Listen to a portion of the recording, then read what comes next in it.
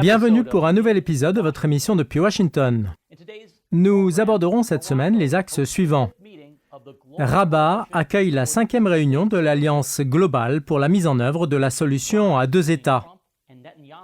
Guerre à Gaza, l'alliance entre Trump et Netanyahou bat-elle de l'aile?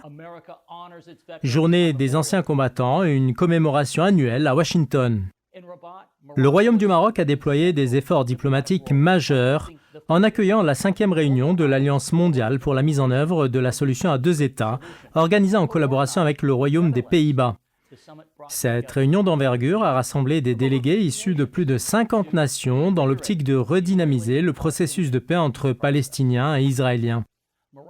Le ministre marocain des Affaires étrangères, Nasser Bourita, a souligné la portée cruciale de ces initiatives, affirmant avec fermeté que la solution à deux États demeure la seule voie viable, bénéfique pour toutes les parties concernées. Ces démarches diplomatiques ont également préparé le terrain pour une réunion de haut niveau aux Nations Unies prévue en juin sous l'égide conjointe de l'Arabie saoudite et de la France.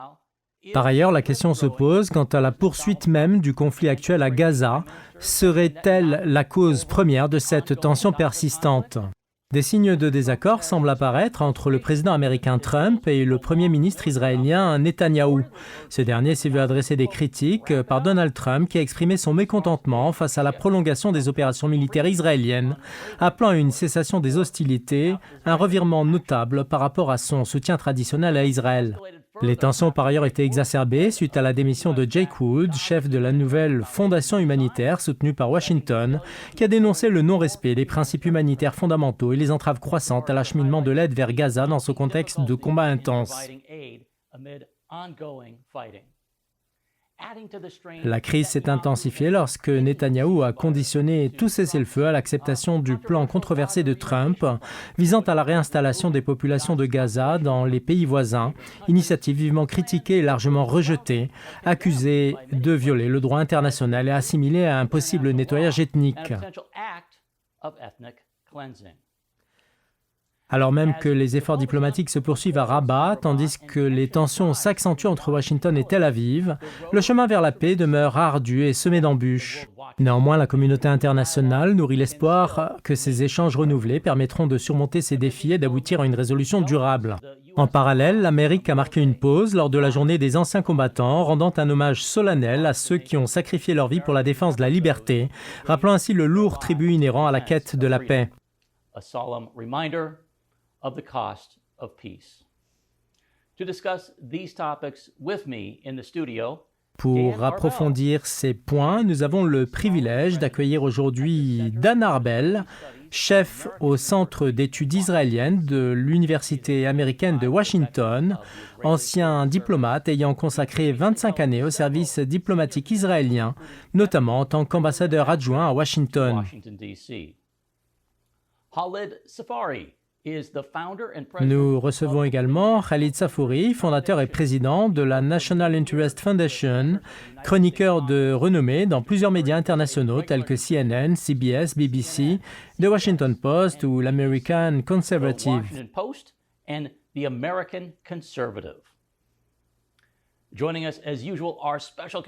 Nous sommes enfin honorés par la présence de George Landreth, chroniqueur de l'émission et président du Frontiers of Freedom Institute, un centre de recherche fondé par le regretté sénateur américain Malcolm Wallop. Alors avant d'entamer nos débats, notre correspondante Shorok Diab va nous faire un compte-rendu des travaux de la 5e réunion de la Coalition mondiale pour une solution à deux États. Bonjour Shorok. À un moment charnière pour le Moyen-Orient, la capitale marocaine Rabat a eu l'honneur d'accueillir la 5e réunion de l'Alliance globale pour la mise en œuvre de la solution à deux États sous le parrainage conjoint du Royaume du Maroc et du Royaume des Pays-Bas. Cet événement d'envergure a réuni des délégations issues de plus de 50 pays ainsi que de nombreuses organisations internationales et régionales, toutes engagées en faveur de la mise en œuvre de la solution à deux États à l'échelle mondiale. S'inscrivant dans le cadre des initiatives internationales destinées à raviver le processus de paix, cette réunion a réaffirmé avec force l'engagement en faveur de la solution à deux États comme unique voie réaliste et indispensable pour assurer la sécurité et la stabilité de la région.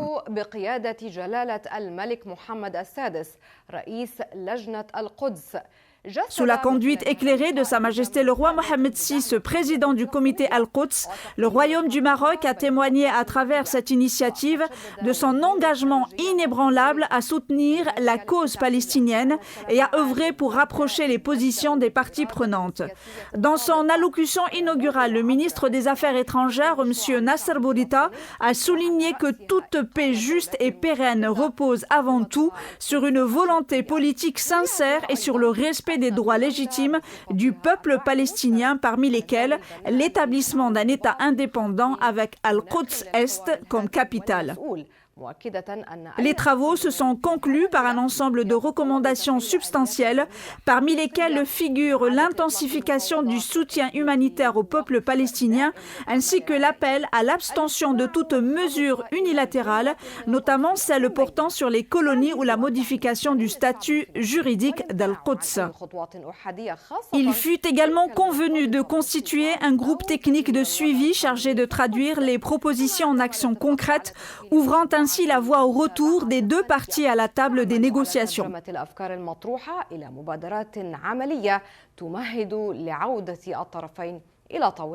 Par cette initiative conjointe, Rabat et Amsterdam affirment que la quête de la paix transcende le simple choix politique pour s'imposer comme une impérative obligation morale face aux souffrances persistantes des populations civiles et à l'impérieux besoin d'une stabilité durable dans l'une des régions les plus fragiles du monde. Merci, Chourouk. Georges Lindrit, en fait, l'organisation par le Maroc de la réunion consacrée à la solution à deux États peut-elle être perçue comme une affirmation de son rôle de médiateur majeur dans le processus de paix au Moyen-Orient? En quoi cette initiative redéfinit-elle les positions et responsabilités traditionnellement attribuées aux autres acteurs régionaux?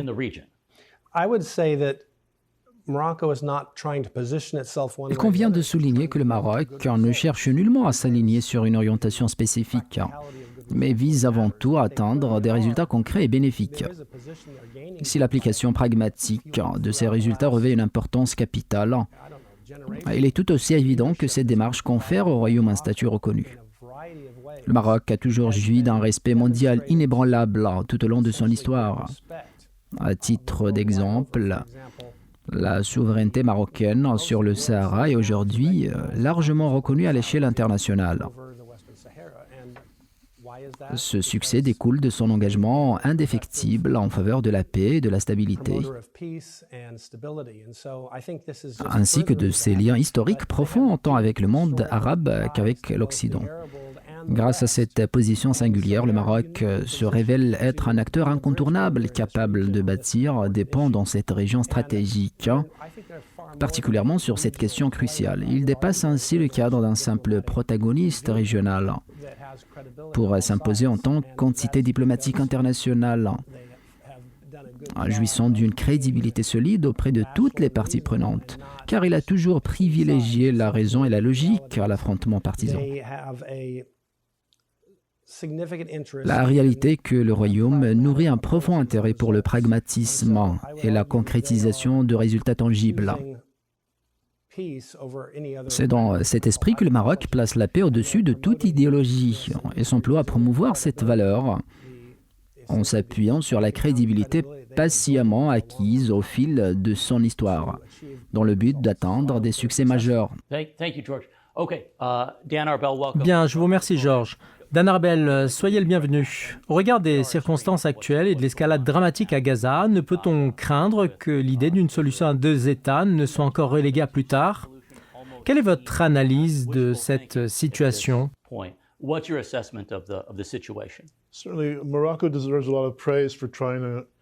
Le Maroc mérite sans conteste de vifs éloges pour son initiative visant à impulser cette dynamique, ainsi que pour son engagement à assurer la continuité de ses efforts. Toutefois, cette vision apparaît déconnectée de la réalité, voire empreinte d'un optimisme excessif, à un moment où le conflit perdure et où l'opinion publique, tant palestinienne qu'israélienne, manifeste un rejet marqué tant de la solution à deux États que du dialogue autour de cette perspective. Il me semble qu'à l'heure actuelle, les chances de succès pour de telles démarches sont minces, voire nulles. À court et moyen terme, il est prématuré d'envisager une reprise effective des négociations ou des pourparlers portant sur cette solution et plus encore d'espérer une avancée tangible vers la résolution du conflit. Khalid, près d'une cinquantaine de pays ont pris part à cette réunion de Rabat. Par le passé, plusieurs premiers ministres israéliens ont envisagé la possibilité d'une solution à deux États, Netanyahou constituant notablement une exception. Alors en quoi cette approche incarne-t-elle une nouvelle dynamique dans la recherche de la résolution du conflit israélo-palestinien? Et à votre avis, quelle influence cette évolution pourrait-elle exercer sur les politiques américaines et européennes à venir? Il s'agit là d'une question d'une importance capitale et la réponse, comme on le dit souvent, repose sur la nécessité d'une volonté commune entre les deux parties. La solution à un seul État se heurte à un obstacle majeur, son faible degré de popularité en Israël, qui fait défaut à un partenaire israélien prêt à s'engager dans cette voie. Par ailleurs, un vide s'est creusé au sein du leadership palestinien. Israël a affaibli la position du président Abbas, tandis que certains États arabes tentent de renforcer son autorité, envisagent déjà de le soutenir en vue de remplacer le Hamas à la tête de Gaza une fois le conflit achevé. Cependant, Israël s'y oppose fermement, sans que l'on sache quelle alternative il propose. Il est estimé que moins de 5% des Israéliens soutiennent aujourd'hui la solution à deux États, un pourcentage extrêmement faible. En revanche, du côté palestinien, le soutien à cette solution oscillait entre 70 et 80% lors des négociations des accords d'Oslo, mais ce taux a désormais chuté, se situant probablement entre 40 et 50%. Ainsi, le soutien en faveur de la solution à deux États demeure plus significatif parmi les Palestiniens. Un autre enjeu majeur est la question de savoir qui pourrait contraindre Israël à consentir des concessions. À l'échelle internationale, seuls les États-Unis détiennent une telle influence et plus précisément le président Trump est perçu comme le seul dirigeant capable d'exercer une pression effective sur Netanyahou compte tenu de son autorité et de son indifférence à la pression internationale. Toutefois, il convient de souligner que la réalité politique américaine et ses mécanismes internes peuvent limiter cette influence. En effet, une part importante de la base électorale de Trump est constituée de la droite chrétienne évangélique qui s'oppose fermement à toute concession dans ce dossier. De surcroît, la communauté juive conservatrice américaine a largement contribué financièrement à la campagne de Trump. La question cruciale demeure donc, le président Trump serait-il disposé à adopter une posture contraire aux attentes de ses soutiens et à exercer une pression sur Israël afin de favoriser un accord? L'histoire nous enseigne que le gouvernement minoritaire de l'Afrique du Sud n'a consenti à des concessions qu'en présence d'un consensus international fort. Or, à l'heure actuelle, il n'est pas certain qu'un tel consensus international existe pour faire plier Israël. Ainsi, il n'existe à ce jour aucune pression tangible. Georges, un point essentiel mérite notre attention. Évoquons le rôle du Maroc et les défis qui en découlent. D'une part, le Royaume s'est toujours affirmé comme un soutien historique et indéfectible de la cause palestinienne, illustré notamment par l'envoi d'une aide humanitaire à Gaza sous l'impulsion de Sa Majesté le roi Mohamed VI. D'autre part, le Maroc a rétabli ses relations diplomatiques avec Israël dans le cadre des accords d'Abraham, parrainés par le président Trump, qui a également contribué à la tenue de cette réunion. La position géostratégique du Maroc ne lui confère-t-elle pas un rôle de médiateur impartial dans ce contexte délicat ?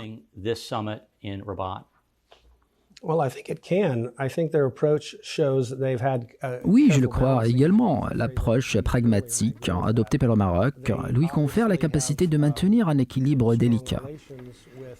Le Royaume entretient des relations solides avec nombre de ses voisins, ainsi qu'avec de nombreux pays arabes, tout en ayant établi un partenariat stable avec Israël dans le cadre des accords d'Abraham.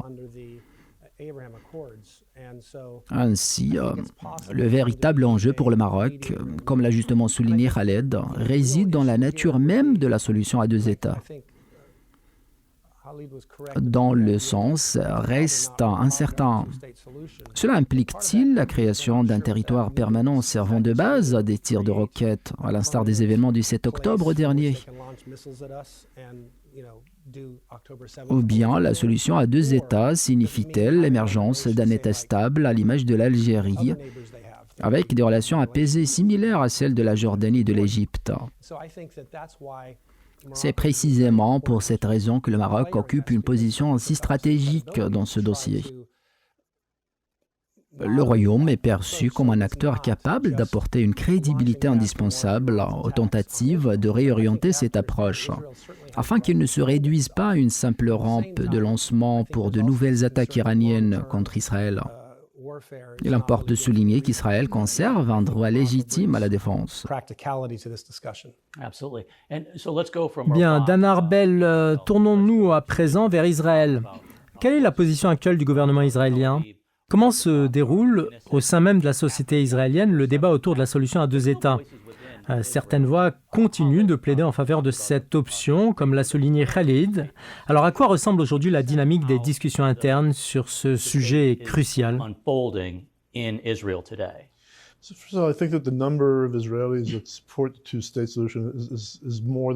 Tout d'abord, je tiens à préciser que la proportion d'Israéliens favorables à la solution à deux États dépasse largement les 5% évoqués.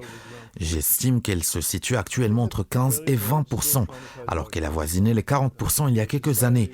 Cette diminution s'explique en grande partie par le choc profond provoqué par l'attaque du 7 octobre, qui a renforcé un consensus entre la société israélienne et l'élite politique. Aucun espace n'existe aujourd'hui pour envisager un quelconque dialogue autour de la solution à deux États. Tant que le conflit à Gaza perdure, que les pertes humaines s'accumulent et qu'Israël se retrouve enlisé dans un affrontement sur plusieurs fronts, il est clair que la population israélienne n'est pas prête à s'engager dans un tel dialogue. À cela s'ajoute la coalition de droite qui gouverne avec une majorité écrasante de 68 sièges sur 120 à la Knesset, laquelle considère la solution à deux États comme une illusion inacceptable. La société israélienne elle-même n'affiche guère d'enthousiasme sur cette question.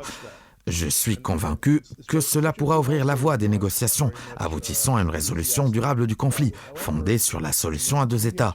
Par ailleurs, je rejoins George et Khaled lorsqu'ils soulignent que l'administration américaine actuelle, bien que le président Biden ait évoqué la solution à deux États à plusieurs reprises durant son mandat, n'en fait pas une priorité manifeste. Par contraste, l'administration Trump n'a jamais employé ces terminologies, ce qui soulève un enjeu supplémentaire. Biden spoke about two states all the time. Trump is not using that term at all. So that's also another issue. Very true. Okay. Tout à fait. Khalid, revenons à Washington. Certains médias rapportent que suite à l'adresse de Donald Trump à Netanyahou, je le cite, « Finissons-en », appelant à mettre un terme aux opérations militaires et à avancer vers un cessez-le-feu, on observe un élargissement du fossé entre ces deux hommes. Ou peut-être ne s'agit-il que d'un simple revers passager. Alors, peut-on véritablement parler d'un différend profond entre Trump et Netanyahou concernant la situation à Gaza?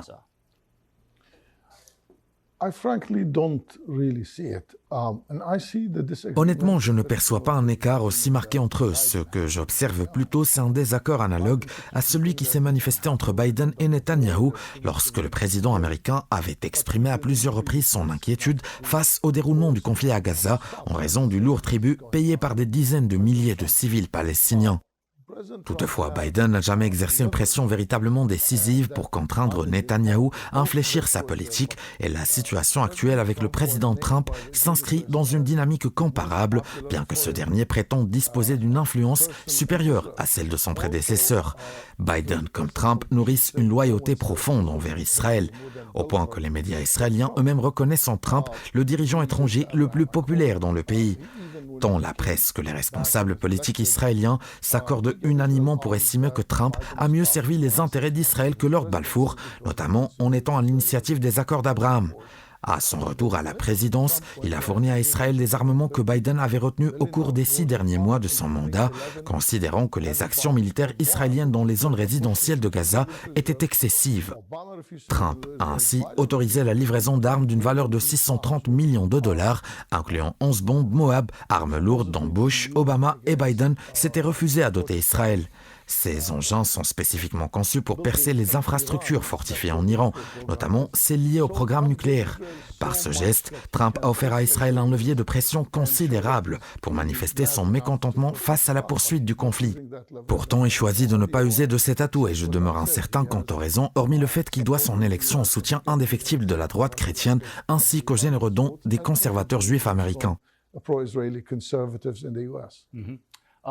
Dan, quelle est votre interprétation de l'expression « en finir » ? Sous-entend-elle une volonté de mettre un terme à ce conflit ou s'agit-il d'un soutien inébranlable à l'égard d'Israël ou encore d'une simple tactique de négociation de la part de Donald Trump ? Il me semble que cette expression traduit avant tout l'impatience que Trump éprouve à notre égard, ainsi qu'à l'égard de Netanyahou et de sa politique. Une impatience perceptible dans plusieurs zones géopolitiques de la région. Elle se manifeste clairement dans le dossier du nucléaire iranien, alors même que les États-Unis s'apprêtent à engager des négociations pour un nouvel accord avec l'Iran. Elle se révèle également à travers la levée progressive des sanctions contre la Syrie, illustrée par la rencontre de Trump avec le président Ahmed Shara, sans oublier les événements survenus à Riyad, ainsi que les pourparlers menés entre les États-Unis et le Hamas en vue de conclure un accord pour la libération d'un Américain détenu. Ces éléments témoignent d'une divergence croissante entre Israël et l'administration américaine sur de nombreuses questions dont le conflit autour de Gaza ne constitue qu'un aspect. Cette divergence illustre l'impatience manifeste de Washington et je rejoins l'analyse de Khaled lorsqu'elle souligne que Trump n'exerce pas encore une pression suffisante sur Israël. Il ne fait guère de doute que l'administration américaine adoptera prochainement une rhétorique plus ferme. Au cœur des rapports faisant état d'une montée des tensions entre Trump et Netanyahou, la secrétaire américaine à la sécurité intérieure, Kristi Noem, a réitéré le soutien ferme des États-Unis à Israël. Le New York Times a consacré un article intitulé « Noem en visite en Israël dans un contexte de tension entre Trump et Netanyahou », soulignant ainsi les efforts déployés par Washington pour conjuguer pression diplomatique et maintien des alliances stratégiques.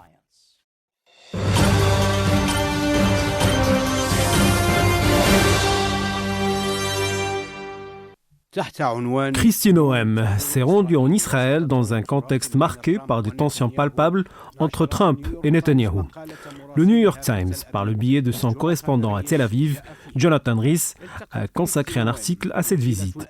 La secrétaire américaine à la sécurité intérieure a rencontré plusieurs responsables israéliens, réaffirmant ainsi le soutien indéfectible des États-Unis à Israël malgré les divergences politiques persistantes entre les deux nations.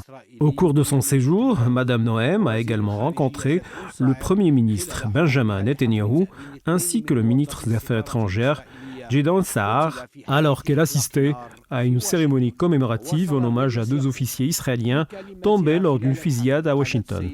Dans son allocution, elle a transmis les salutations et condoléances du président Trump, soulignant son engagement à leur côté dans la lutte contre la haine à l'échelle mondiale. Le New York Times souligne en conclusion que les dirigeants israéliens ont interprété cette visite comme une démonstration tangible de la solidité des relations américano-israéliennes, notamment en réponse aux divergences croissantes entre Trump et Netanyahou quant aux stratégies adoptées face à l'Iran. Par ailleurs, l'absence de Trump lors de sa récente tournée au Moyen-Orient, sans visite en Israël, a été perçue comme un indicateur des tensions et de la méfiance réciproque qui caractérise ses relations avec Netanyahou.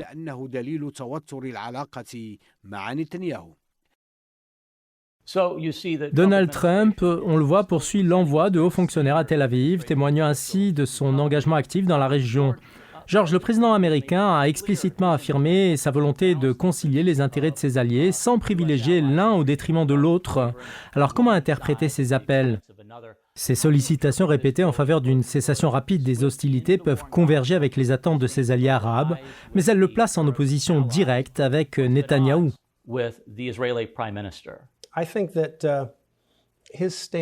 Je considère que sa position traduit ce que j'appelle une approche visant une solution durable. Car j'émets le soupçon qu'il privilégie avant tout un cessez-le-feu temporaire, lequel offrirait à l'Iran l'opportunité de se réarmer et de réapprovisionner en armes la région ainsi que le Hamas, préparant ainsi la prochaine offensive. Le Maroc aspire quant à lui à une situation garantissant la sécurité d'Israël tout en préservant celle des Palestiniens, en les protégeant des affres de ce conflit. Dès lors, il me semble qu'un certain équilibre, au sens que je donne à ce terme, est recherché. C'est d'ailleurs l'une des raisons pour lesquelles la participation du Maroc dans ce dossier revêt une importance capitale, car de mon point de vue, le Royaume incarne une posture de maturité et de responsabilité. Bien, nous venons d'échanger avec Georges Lendrit, Khalid Safouri et Dan Arbel et nous allons maintenant faire une courte pause. Nous nous retrouvons juste après. Alors, restez avec nous.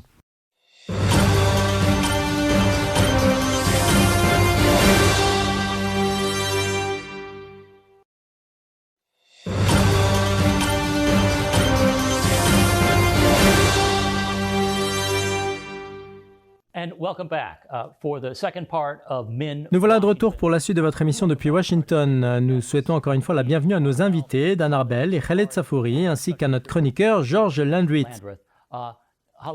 Khalid, poursuivons notre discussion autour du conflit opposant Donald Trump et Benjamin Netanyahou. Peut-on y voir une fragilisation de la traditionnelle alliance entre les États-Unis et Israël? Comme il est bien connu, Trump s'appuie sur une base politique résolument pro-israélienne, et notamment une forte communauté évangélique. En témoignage de cette orientation, il a d'ailleurs désigné Mike Huckabee, issu de ce courant, comme ambassadeur à Tel Aviv, manifestant ainsi sa volonté de préserver cette alliance au sein même de son électorat.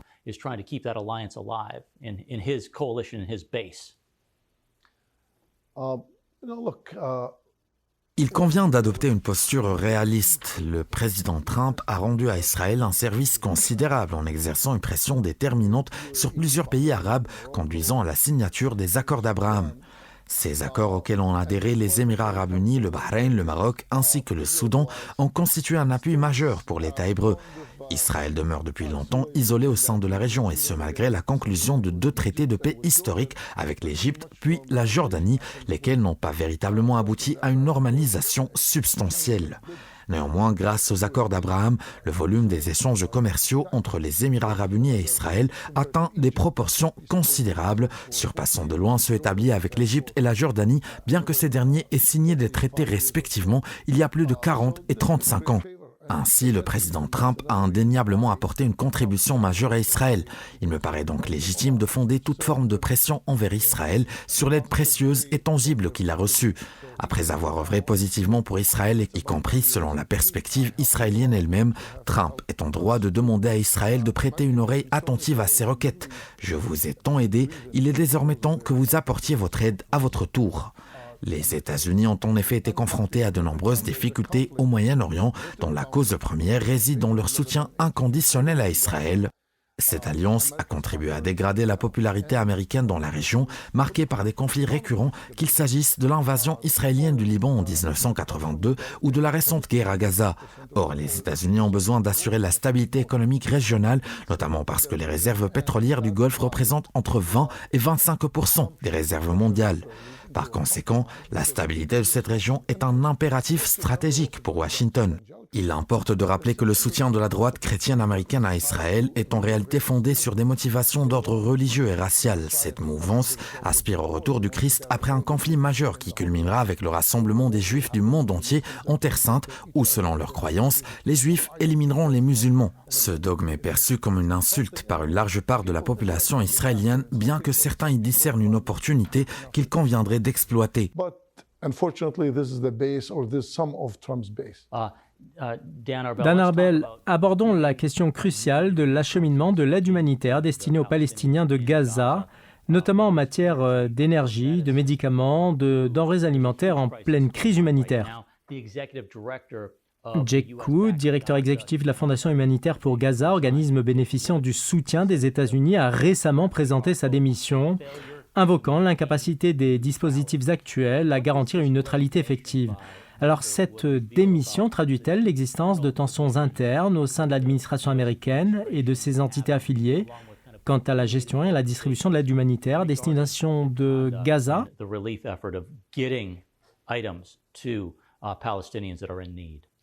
So I think that part of the pressure that Trump has been applying on Netanyahu and the administration on the government. Il me semble que cette situation s'inscrit pleinement dans la dynamique de pression exercée par Trump sur Netanyahou et son gouvernement.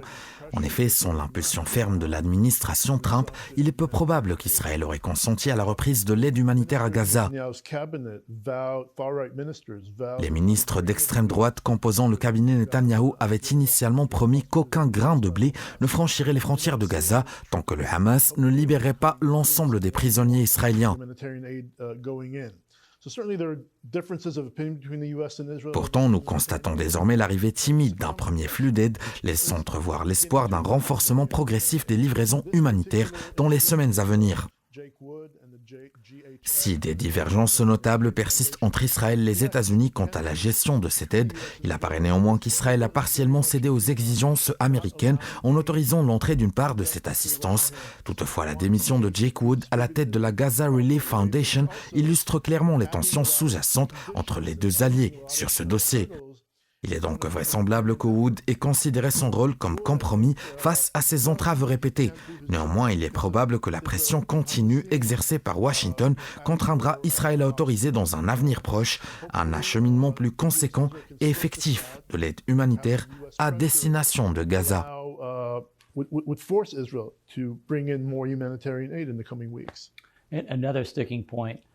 La question de la réinstallation des réfugiés palestiniens demeure également source de vives controverses.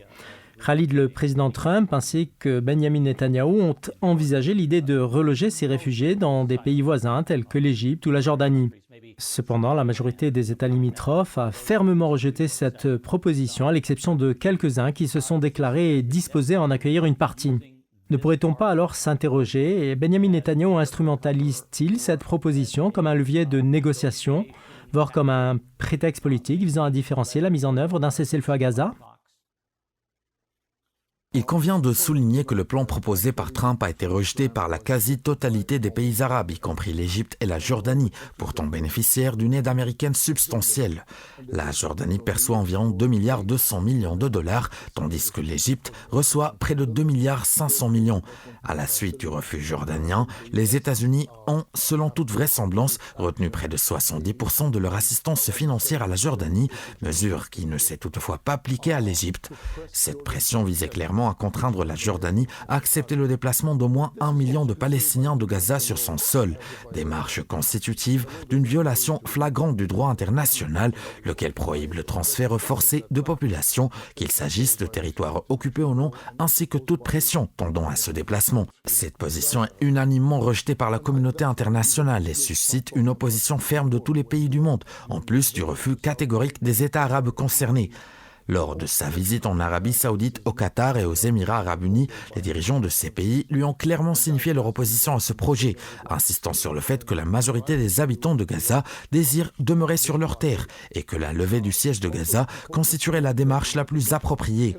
Par ailleurs, il importe de relever que les Nations Unies ainsi que toutes les organisations humanitaires ont condamné le plan israélien de distribution de l'aide humanitaire à Gaza, qualifiant cette opération de violation supplémentaire du droit international. L'aide alimentaire ne saurait être entravée par quelque restriction que ce soit. Or, Israël cherche à concentrer sa distribution dans des zones spécifiques, dans le but apparent de regrouper la population gazaoui en seulement 2 secteurs, ce qui limite considérablement l'accès à l'aide pour une large part de la population. Cette entrave constitue donc une nouvelle infraction aux normes internationales. À titre d'exemple, seulement 150 camions transportant de la nourriture sont actuellement autorisés à franchir la frontière, alors que les Nations Unies estiment que pour subvenir aux besoins de 2 millions d'habitants de Gaza, entre 600 et 900 camions devraient transiter quotidiennement. Georges, examinons ensemble l'évolution historique des relations entre Donald Trump et Benjamin Netanyahou. Dès son premier mandat, Donald Trump a marqué un tournant en transférant l'ambassade américaine à Al-Quds et en reconnaissant officiellement la souveraineté d'Israël sur cette région. Comment cette posture actuelle se compare-t-elle aux orientations politiques antérieures et quel message symbolique et stratégique véhicule-t-elle notamment dans le cadre de la politique étrangère. Le président Trump a adopté des mesures d'une audace remarquable lors de son premier mandat et il poursuit aujourd'hui dans cette même dynamique. Si certains peuvent percevoir ces deux phases comme antagonistes, la réalité telle que je l'appréhende est que Trump ne se laisse pas exclusivement guider par une idéologie rigide, mais plutôt par des considérations stratégiques mûrement réfléchies. Les événements actuels illustrent parfaitement ce constat. Il ne s'agit nullement d'un renoncement aux politiques précédentes, mais plutôt d'une adaptation et d'une évolution pragmatique face aux réalités du terrain. Je considère qu'il cherche à exploiter la plateforme qu'il a patiemment construite avec nos alliés israéliens, ainsi qu'avec nos partenaires du monde arabe, afin de les fédérer autour d'une solution viable, plutôt que de percevoir cette posture comme une simple régression. Je l'interprète comme un progrès, un ajustement nécessaire. À cet égard, le Maroc semble également aspirer à une approche comparable, privilégiant un équilibre subtil et une lecture réaliste des enjeux, délaissant une vision purement idéologique. Cette dernière, confrontée aux faits nouveaux et aux circonstances changeantes, se voit nécessairement révisée. J'estime que cette flexibilité pragmatique constitue une démarche fondamentale et porteuse d'espoir. Il est indéniable que nous sollicitons aujourd'hui l'expertise de Dan Arbel, diplomate aguerri, fort de 25 années d'expérience au sein du ministère israélien des Affaires étrangères. Dan, si vous aviez l'opportunité de prodiguer un conseil à Benjamin Netanyahou en cette heure cruciale, quel serait-il, tant dans le cadre des négociations que face à l'escalade armée? Par ailleurs, quelle perspective entrevoyez-vous quant à l'éventualité d'une solution pérenne à cette crise qui affecte Gaza?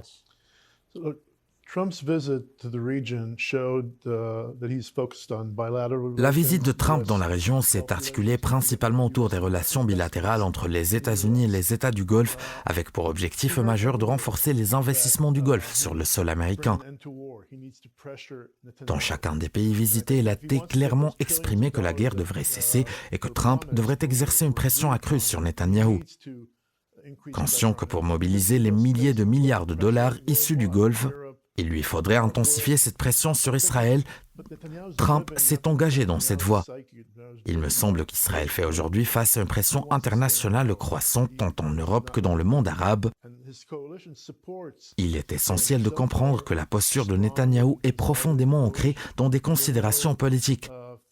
Son unique ambition est de demeurer au pouvoir, ambition qu'il ne saurait abandonner. Netanyahou paraît résolu à maintenir cette voie, convaincu que la prolongation du conflit lui permettra de consolider sa gouvernance. Ainsi, il demeure extrêmement ardu de lui prodiguer des conseils susceptibles d'être entendus. Toutefois, si jamais il venait à m'accorder son écoute, je ne manquerai pas de l'exhorter à faire preuve de davantage de souplesse afin de permettre la libération des otages et la cessation des hostilités. Hélas, il est peu probable que je sois entendu.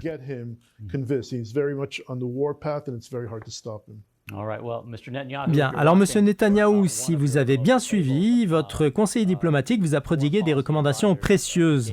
Avant d'aborder la dernière partie de cet épisode, prenons le temps d'examiner ce rapport analytique portant sur les conséquences de la guerre à Gaza sur la popularité des politiques de Trump auprès de l'opinion publique. Alors que les grondements des bombardements à Gaza s'amplifient, le président américain Donald Trump se trouve confronté à une autre forme de bataille, celle qui se joue dans les rues des États-Unis. Sa récente prise de position concernant le conflit à Gaza a suscité des réactions contrastées, mettant en péril sa popularité, notamment après avoir publiquement exhorté le premier ministre israélien Benjamin Netanyahou à mettre un terme rapide aux hostilités, un revirement manifeste par rapport à son soutien sans réserve précédemment affiché envers Israël. Sur le plan intérieur, ce changement a provoqué une onde de choc parmi une large frange de l'opinion américaine, particulièrement au sein du Parti républicain et de la base électorale traditionnelle de Trump, qui ont perçu cette évolution comme un abandon de leur allié privilégié. À l'inverse, d'autres y ont vu une réponse pragmatique à la pression croissante, tant internationale que nationale, exacerbée par les images poignantes de destruction et le nombre croissant de victimes civiles à Gaza. Les militants progressistes jugent cependant les déclarations présidentielles insuffisantes et appellent à des mesures plus incisives, telles que la suspension des exportations d'armes vers Israël et l'instauration de conditions humanitaires strictes à l'octroi de l'aide. Par ailleurs, la communauté juive américaine, dont les positions ont toujours été hétérogènes, se retrouve divisée entre ceux qui soutiennent la pression américaine en faveur du calme et ceux qui défendent fermement le droit d'Israël à poursuivre ses opérations militaires.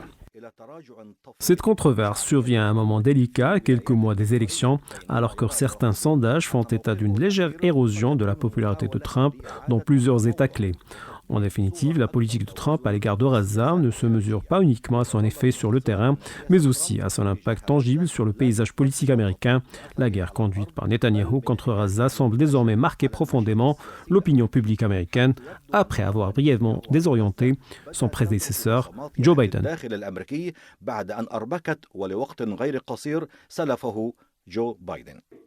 Il y a une semaine, les citoyens américains dans tout le pays se sont recueillis pour honorer la mémoire de leurs héros tombés au combat. Cette année, la journée commémorative des anciens combattants a été marquée par des cérémonies empreintes de solennité dans les cimetières nationaux, par des événements communautaires et par des instants de recueillement de la côte Est à la côte Ouest. Qu'il s'agisse de la tombe du soldat inconnu à Arlington ou des monuments commémoratifs érigés dans les petites villes, le message était unanime. Les sacrifices consentis par ces soldats ne sauraient être oubliés. À cette occasion, la communauté maroco-américaine a pris part aux commémorations, témoignant de sa profonde gratitude et de son attachement aux valeurs partagées qui unissent leur terre d'origine aux États-Unis, des valeurs de sacrifice, de liberté, de dignité et de paix.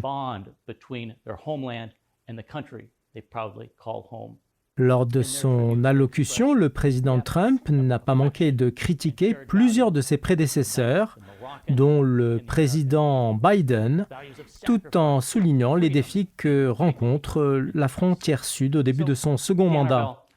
President Trump used kind of his Memorial Day remarks to criticize some Dan Arbel, dans quelle mesure une telle politisation s'avère-t-elle pertinente en pareilles circonstances?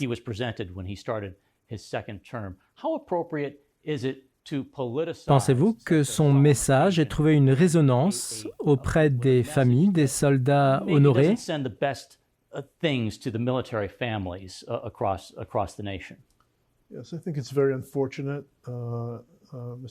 Je considère qu'il est profondément regrettable que le président Trump ait tenu de telles déclarations, car il n'y a absolument aucune place pour l'introduction de la politique partisane lors d'une journée solennelle consacrée à la commémoration des vies de centaines de milliers de soldats américains tombés aux quatre coins du monde.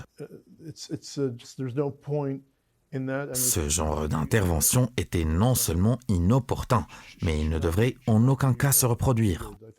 Les soldats disparus appartenaient à toutes les sensibilités politiques, mais ils ont combattu non pour un parti, mais pour la défense de leur nation, pour la défense de ses intérêts. C'est pourquoi je crois fermement que cette commémoration ne devrait pas être instrumentalisée comme une tribune pour l'expression de querelles politiques. Khalid, nombreux sont ceux qui ont vivement critiqué le message de Donald Trump, lequel, selon eux, traduit l'essence même de la journée du souvenir des anciens combattants, journée dédiée à la commémoration du sacrifice ultime. Pensez-vous que ces paroles aient résonné auprès des vétérans ainsi que des proches de ceux qui ont consenti le sacrifice de leur vie? Quelle appréciation portez-vous sur la teneur de son discours en cette journée solennelle?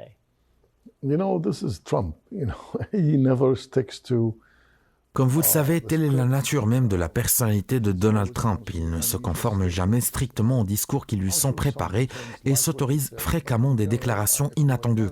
Il est certain que certains vétérans ont apprécié ses propos, mais dans l'ensemble, je partage l'analyse de Dan. Les Américains, qu'ils soient démocrates ou républicains, se mobilisent avec vigueur lorsque la nation est menacée. C'est ainsi que dans l'unité nationale, nous nous sommes rassemblés après les attentats du 11 septembre pour soutenir nos forces armées dans leur mission en Afghanistan.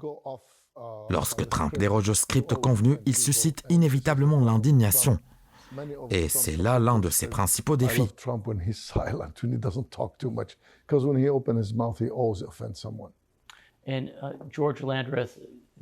George Landreth, les États-Unis font face à une multitude de défis, tant sur le plan intérieur qu'à l'échelle internationale, qu'il s'agisse des négociations entre l'Ukraine et la Russie, de la guerre commerciale avec la Chine, ou encore des crises persistantes au Moyen-Orient.